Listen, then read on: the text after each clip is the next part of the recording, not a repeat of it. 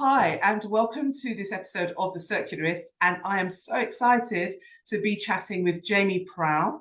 Jamie is building tomorrow. So let's dive in and see exactly what that means. Jamie, hello.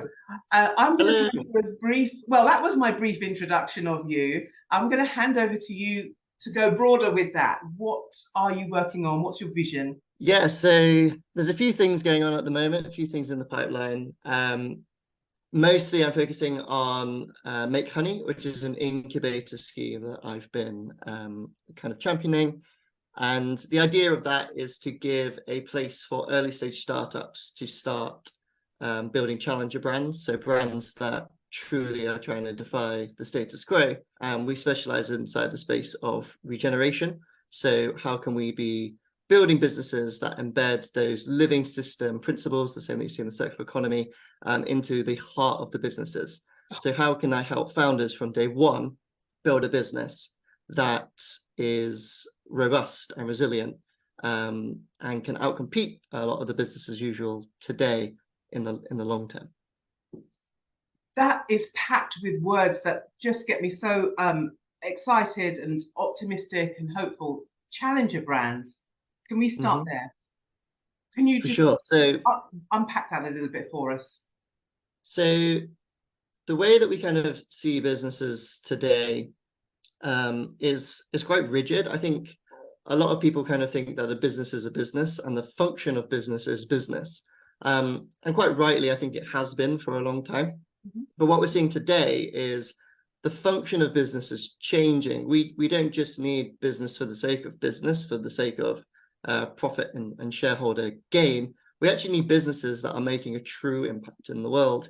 And obviously there's lots of places that need impact. That could be in the social spaces or in the environmental. I do cover both areas, but I think my deeper passions take me down the environmental routes quite often with the kind of people that I end up meeting. So a challenger brand is a brand that's coming out to intentionally disrupt the industry. So it's a brand that is trying to be different, not just in what it says it does, and not even just in the product offering or the value potential that it offers its customers, but in the actual makeup of the organization and its structure. And that's usually where I start with people. It's trying to look at your business structures and how do we create them in a way that you can ensure something called mission lock. So I should say, what's mission lock? But mission lock is just that. It's the integral mission that everybody's rallying behind. It's the true change that they're trying to create in the industry or in the world. And it's how can you embed that into the company in a way where you cannot veer away. So no matter how big the company might grow and become, there is certain things you can do to embed that mission to stop that from ever deviating. Because what does happen, and I've seen this firsthand, is you can start things with the best intentions and everybody's on board. But as soon as there's an element of growth and success inside more of a kind of capitalist lens, the way that our world currently works, those impacts can sometimes get moved around, and then people can fall into territory of greenwashing or not actually doing the impact that they all set out to do in the early days. So what I want to do is help people build businesses that can't happen, that they always remain essentially focused on the mission. And for that reason, they do grow and they define the new versions of success. Awesome. Okay, so Jamie, we are in a crisis of many dimensions, the environmental not being the least of them. And you're touching on all of the areas of change that we need to see in the world because we've built the wrong types of systems where we've depleted Earth's resources, we've got inequality. When you talk about these challenger brands and you talk about structure and mission lock, where would you start? Would you start with the legal structure or would you start with the values or would you sort of mash it all up? How do you start there? Yeah, good question. So it depends on who I've been working with, but usually we always start on the values end. And that's helpful for me too, because if I can understand what the core founding values are, I can then help them to go down a path which is best suited. And I think the core values of the founding values, the values of those people starting the company, is the thing that will always hold the integrity. That is the golden thread that will continue to run throughout the business. Mhm. So for me, those should be the only anchors. I'm a creative. I like people to be able to move the parameters, and we have to in building these types of business, be quite creative. But you also need some things that keep things coherent, keep the focus. So I do normally start with the values. So it was a good question. But then, yeah, it's all sorts of these other areas. Now, I'm not a lawyer. So when it comes to the legal structures, what my goal is as a guide is to show people that there are many different types of business structures, and to show them what those different structures might be, and help them best navigate which way to go. And then we would work with the most appropriate people to say, write those new associations, or whatever they might be. But it is an important area, that legal part of establishing it. And you can also team up, which is what I've been doing with some people, with third parties that are experts in that, like the B Corp movement and people like that. Are you working with the B Corp movement? So because it sounds very B Corp in terms of mission, values, locking in, and so on. Yeah, so that element of the work that I do, I wouldn't say that everybody would need to go down the B Corp route to achieve that. It depends on what your ambitions are and who you are as a business and a founder. I've gone through B Corp before with a previous company, and there's people that I'm working with now who, through doing this process, have seen that maybe B Corp is the right way for them to go. So again, I suppose that's part of my role, is helping them to understand what all of these different avenues are, and which is the most appropriate for them and their trajectory and where they want to go, and helping them achieve. In this case, we're talking about mission lock in whichever way is best suited for them. So B Corp might be a really great way for some people, and I'm a big advocate and ambassador for B Corp. But there is also alternative ways that you can do it, or just completely go from scratch. And so Jamie, we touched on creativity just now, and I just want to explore that, take a bit of a dive into that. So this topic interests me. There's been a lot of discussion lately about whether our current education system enhances or suppresses creativity. And so, you know, we mass educate, we rote learn, we standardize and we test, and it's very rigid. And there's not a lot of room for the play that you talked about to persist through to adolescence and into the university years. And I feel this concern about whether we've been operating in sufficient creativity to build the tomorrow we need.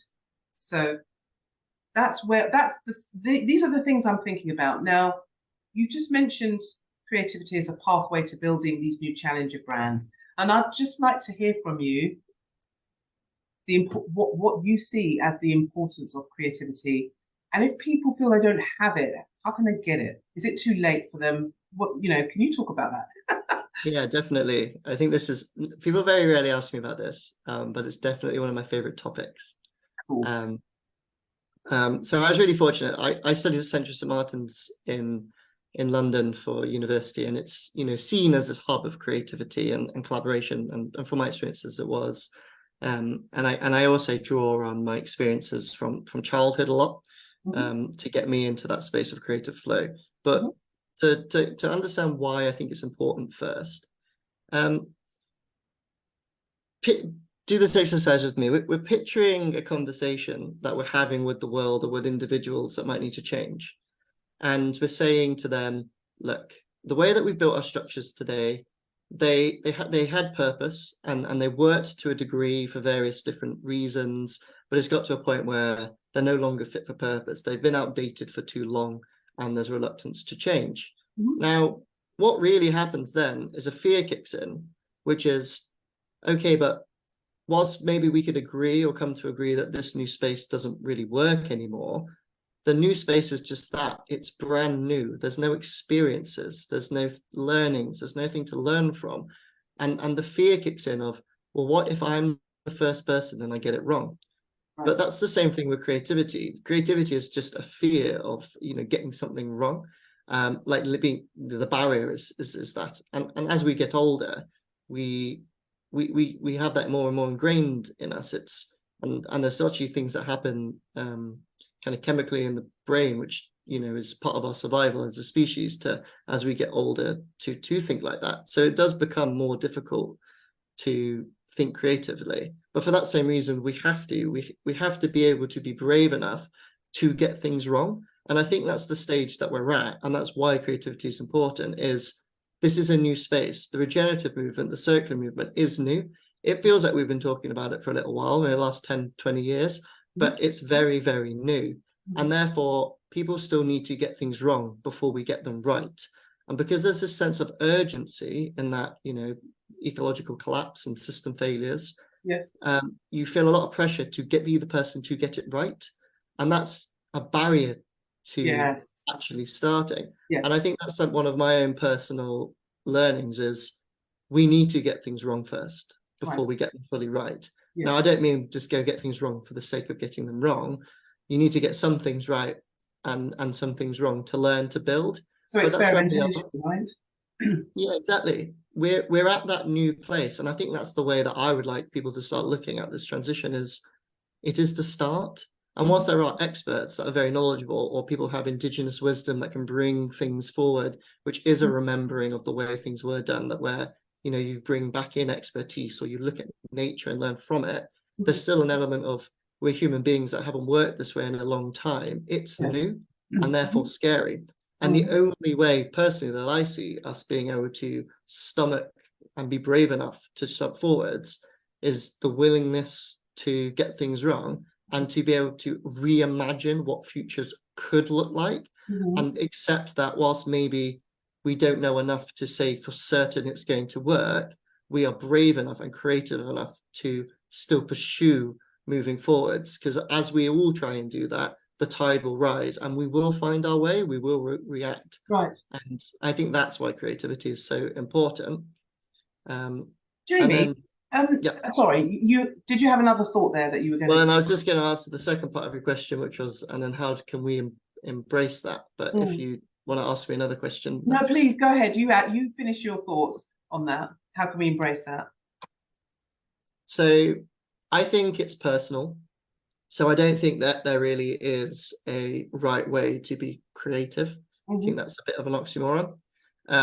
There's a really good quote by the comedian John Cleese that I love. And I'm probably not going to get it right, but he says that creativity is not a skill or a talent. It is simply a way of operating. And I love that. When I understood that, I wasn't a talented creative, and it was something that I had in the skill chest, and it was just a way of being. Yes. At first, it kind of knocked me, and I was a bit like, oh, but I've just gone through all of this education to be a creative, and now it feels like something's been taken away from me. But actually, it kind of opened up my eyes to being truly creative, and it is completely an essence. It's a way of embracing your world, the world, and your lifestyle and your culture. Right. And seeing the world. And I think for everybody, play is a really good place to start, and that's authentic play. So I don't mean things like necessarily like sports. So sports is still going out and having fun, which is good, and it's team building, but it's structured. It has rules, it has regulations.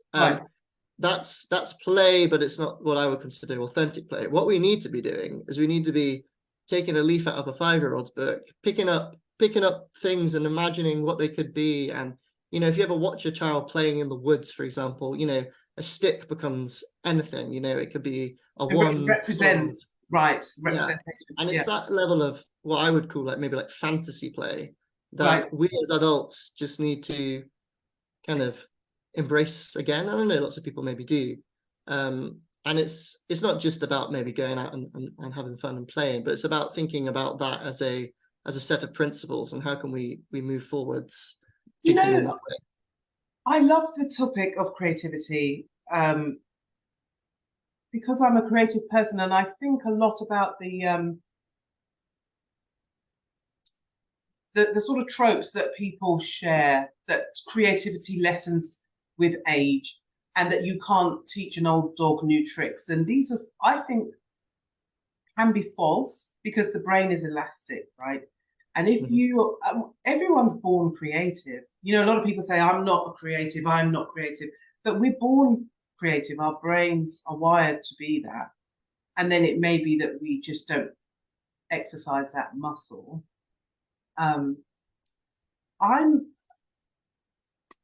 What do you think about, I mean, there are people out there, right, who are very divergent in their skill sets. So they may make music, they may build stuff, they may draw and paint, they may do all of these things, and this is all an output of creation. Are there people who are more creative than others, do you think? And would you be looking for such to be these challenger brand founders? It's an interesting one. So I'd find it personally hard to put a box around creativity. I think you see people who are very creative, and then they have talent in, you know, the arts and music, in the way that the hard skills maybe that they develop to maybe become great executors at their craft. But the art of creative thinking is something like that is innate, and I don't think you can't really show somebody the depth of your creative understanding and your creative capacity. You can show people how talented you are maybe at drawing or playing a flute, but you can't necessarily express one's talent or depth of creative thought, so it's difficult. I would touch on one thing that you said, where you can't teach old dogs new tricks. So there has been studies done which is to do with the way that our brains form throughout our age, and when we're children, we innately have that creative freedom and fantasy playability, because it's how we learn about the world really quickly. It's how we learn that things are hot, that is dangerous, this is sharp, oh, I bashed my head, I shouldn't do that again. But then as we get older and we have to start taking responsibility for other people, because at that state we're also looked after, say, by a parent or a guardian, but as we start to get older and our brains start to change, our role is then also as a protector. So we have to also look at the world through a different lens, where we can't just be fantasy play all the time. And it's not to say that people can't go back to that state, but I think it is true to say that it does, biologically get more difficult to do that. So I think there is an element of everybody can be creative, but I'm really understanding of the barrier and why it is difficult for people to think creatively, and that is important to touch on, I think. So I would just want to look at that claim that it gets difficult as an across the board fact. I think about Coco Chanel putting out one of her best collections at the age of 70. I think about Leonardo da Vinci. I think he painted Mona Lisa when he was in his 60s. So these hyper creatives just kept pumping out content and collections and art as they ever did, and it didn't wane. And there's so many examples of that. So why did their creativity not wane and disintegrate? And does that not challenge this idea that I don't think I have an answer, but I have a best guess through my own experiences, because I think that's something that there might be a study done. I haven't crossed it, but my best guess would be they found it, which might sound a bit weird, and I'll try and explain. But I think you have to find your routine. You have to find the thing that for you personally ignites that spark and gets you into that state of flow. Now, there are processes that you can go through. I take people through them sometimes at workshops, where you can get people into that kind of more playful, more creative state of flow. But the essence, I think, to be somebody who's just always doing it is to be able to personally identify what your route is. For me, I think my state of flow is deeply connected with the environment, with nature. So I am at my most creative when I leave the screen and I go out and I'm immerse myself in either the woodland or in the sea, and when I'm swimming or snorkeling, which is sometimes quite impractical if you have a great idea when you're out in the ocean and snorkeling. But I think for me, it unlocks the capability of me to be able to do that. And I also find that having a good team around you is another way. You need other people who you feel really confident in front of to be able to feel like no idea is a bad idea and to be able to bring those things forward. So I try and do a mixture of those two things. I take myself away and I deeply think in a state or in a place that makes that easy for me. And then I come back and I always try and workshop with people that I know get me and I know would never slam my idea. And I think that's a really big part of making it possible. If you have any apprehension that somebody's going to tell you your idea is bad, you're going to find it really difficult. And maybe some of these people just don't care. I care quite a bit, so I find it hard. But maybe some people just truly don't care if this is what they want to do, and people can say what they like, and they can truly get past that. I suppose it's an ego thing. Then that might also be another route in. Okay, awesome. So, closing off then, let's finish off talking about two words: sustainability and regeneration. Sustainability was the buzzword, the big word. It was all about sustainability. So now we've sort of reframed and repositioned our thinking, and it's about regeneration. So we have these words: sustainability, circular economy, regeneration. A circular economy is regenerative as its core property, right? A circular economy's got to sort of circulate and turn resources and slow inputs and repurpose outputs in a way that's regenerative. So that any outputs, any waste has got to then, like biology, nourish the land, nourish people, do some good. Could you comment on that and tell us how you're thinking about that with your work? So for me, there's a key paradigm difference between the sustainable approach and the regenerative approach. Sustainability is in its name, is about sustaining things. It's about how can we look at something and keep it going indefinitely. And the kind of general way that we do this is we say, well, how do we keep doing what we're doing, but every day be better? So maybe it's in the current paradigm, it's keep operating as usual, but next year our carbon emissions will be lesser than the year before. So we carried on being a sustainable business. The business is still running, or the economy is still running, or in its purpose today, it's still growing, but we've done something a bit better. Regeneration is actually very different. It's about saying, well, actually, sometimes, and I think a lot of the times, it's not about continuing to do business as usual. It's not about continuing what we have done or what we've always done or what we know. It's about being open to doing the inner work that we need to do ourselves to comprehend a new way of operating that is fundamentally better. So instead of trying to sustain and do more good, it's about just being good. And that is like a big difference. The way that place that I see the circular economy is, I think the circular economy is one of the bridges between those two mindsets. I think, again, it's a lot to ask somebody to reject everything that they kind of currently know and understand in the hopes that a new version is going to be any better.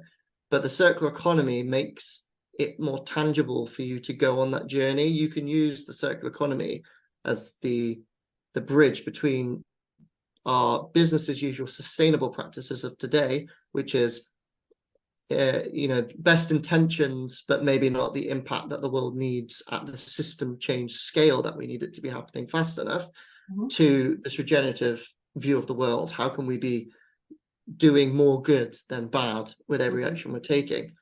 Circular economy is all about that. It's about saying, how do we get the time that we need to move into that? How do we slow things down to give us more time to build the new space? Right. And how can we also look forwards at regeneration and look at the principles of nature and bring them into today's paradigm of sustainability? So it's a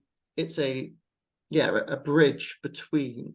So if you're a sustainability practitioner today and you're getting a bit tired of only making tiny little incremental changes and not feeling like you're doing enough, the bridge would be, okay, well, now try and embrace a circular economy mindset, which is looking both directions. And then once you feel like you've established that, then you can start tackling regeneration. But the difference between regeneration and sustainability and circular economy is, I think there's a lot of inner work that you need to do as individuals to be able to jump into the regenerative paradigm. True reconnection with nature, truly understanding why it's important, truly understanding ecology. These things take time, and they require coaching or self work to start to even be able to understand the space to then be an effective builder. But the circular economy is much more accessible. You can go from sustainability into circular in a much easier step.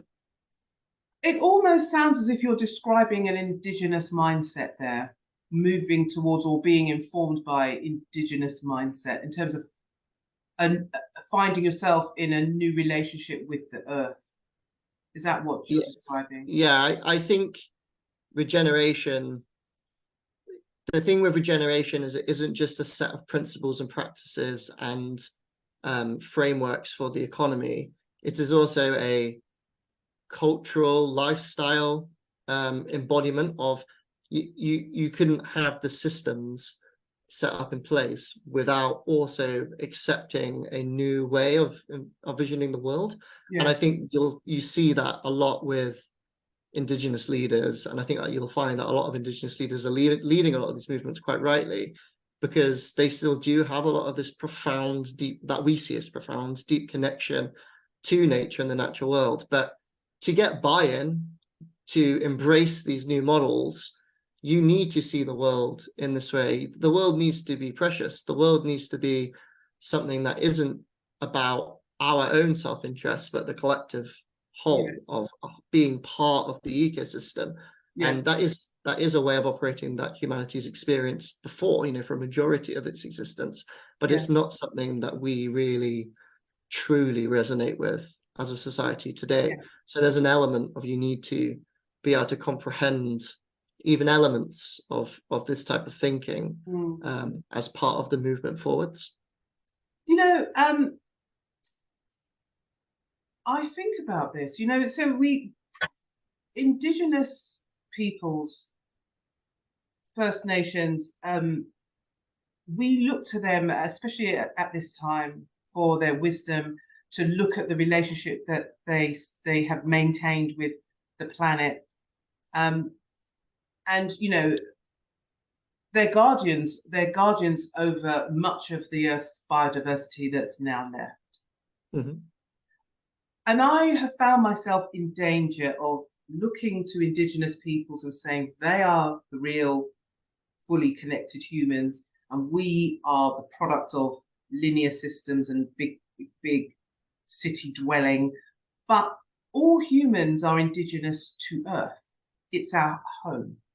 And so to varying degrees, we've all got some connection, some degree of relationship with the Earth, right? Is that, I don't mean to offend or disrespect by anyone by saying that, but I think we have to take up our own relationship with the Definitely. Earth, right? And well, I think that's an essential part of it. Like, it's not that isn't our default anyway. It's that, like you said, it's that a lot of the way that we operate, the way that we structure society, the linear systems that govern our lives and our cultures today, they remove us. They make us have a step back from what is innately true and innately a reality that we all are connected to. Now, some people have varying connection levels, if you want to put it in that way. Yeah. Some people are more deeply connected than others. Yes. But you know, at our essence, and I'd like to believe everybody is truly deeply connected to the living world. Yes. There's a barrier Yes. that we've got in front of us. Yeah. And to be honest with you, it plays on my sense of justice. I feel like that's an injustice because personally, I get a lot from the natural world, and I don't like to see it in being in decline. And I see it as an injustice, saying that, well, even whether people realize or not, that's being kept away from them. Yes. And my motive towards moving towards a regenerative economy isn't necessary to save planet Earth, because planet Earth will be okay. Yes. You know, humanity might not still be here depending on what choices we make, but the planet will be okay, and I love the planet. But there's actually that sense of injustice that we should have the choice to be able to say, I do want to be deeply connected with the earth, and if that is my choice and that's the life that I want to live, there shouldn't be barriers that make my life more difficult than people that follow the status quo of today. Right. So it's exactly, I resonate exactly with what you're saying, but I think people should have the choice. And what I'm trying to say is, I don't think people are aware that the way that we live today is disconnecting us from, you know, that more profound, deep connection to both our inner self, the natural environment, and the interconnectivity of it all. Yes. And it is that silo word that came up. Like, we live in a more siloed society where maybe a lot of our wants are being met, but our deeper, more profound connections to one another and the environment is the sacrifice that we pay for that. Yes. And I would like to live in a society where we could choose which ones. Do I live for my wants, or do I live for my intrinsic need to be part of society and the living world? Wonderful. A wonderful note to end on, Jamie. I have loved talking to you. I will share a link at the end of this video for people to find Let's Make Honey, to get in touch with you, and to get this thing moving. Thank you very much. And thank you so much for having me. I've been loving all of the Circularists. So I'm really kind of quite proud and honoured to be invited on and to be part of your movement. So thank you so much. My honour to have you on. Thank you for joining me, Jamie. We must talk soon. There's so much more I want to cover. Maybe come on again at a future date and give us an update on how things are going and any news that you want to share. That'd be brilliant. Cool. Sounds good. All right. Okay, Jamie Prow, thank you very much. Thank you. Bye-bye. Bye-bye.